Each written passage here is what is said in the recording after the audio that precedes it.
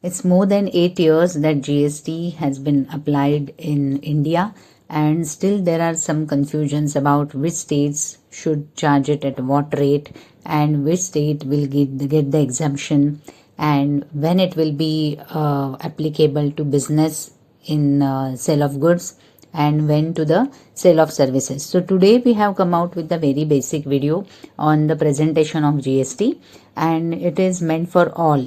Even if you are a chartered accountant, even if you are a professional, even if you have started your career as an accountant as new, this is for you. So stay tuned. As the slide says, there are 4 modules in which the registration is compulsory, like based on turnover threshold, mandatory irrespective of turnover. There are certain exemptions and there are some voluntary registration. So we are going to see 2 out of it today and 2 in our next video. So the turnover threshold is 40 lakhs in the general category states. Now, which are general category states? Simply which are not special. So Act has defined the special category states like the northeastern states or northeastern states and Jammu Kashmir.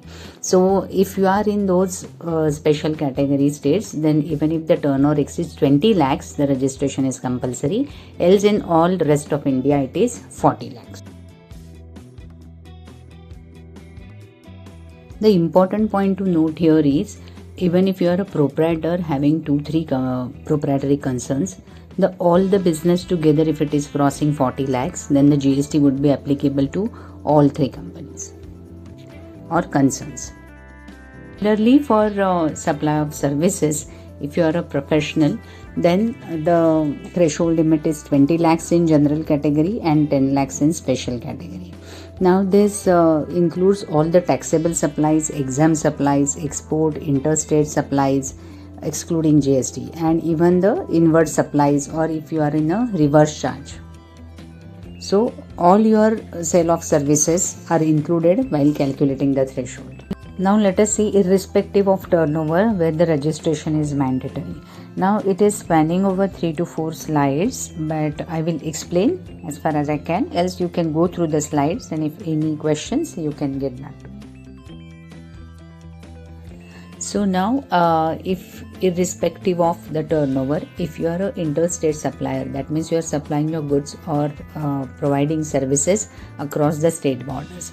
Suppose you are a recipient of a service from those like say legal or transport service who are unregistered suppliers or who are not liable for GST registration under the Act, then you have to have the mandatory registration.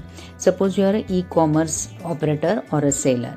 Like e-commerce operator means like Amazon, Flipkart. They facilitate the sale of goods and services, and the sellers supplying their goods and services through e-commerce. It also includes those small proprietors who are selling through Instagram, who are selling through other platforms. If you are a non-resident taxable person, now we have done one video for the GST registration in case of a non-resident taxable person. You can go through that.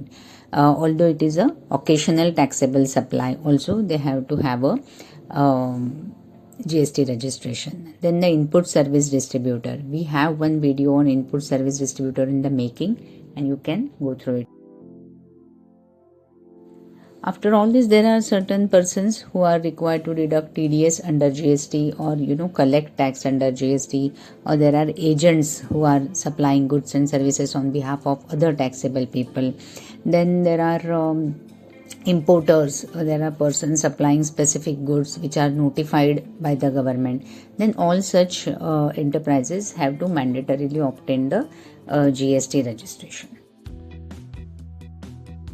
Friends, this is a very basic explanation, and each of these categories will have their applicability, exemptions, then do's, don'ts, procedures. We would be taking it up category wise as well, but this is a very basic explanation for all those who are the novice or those who want to have a general idea about GST.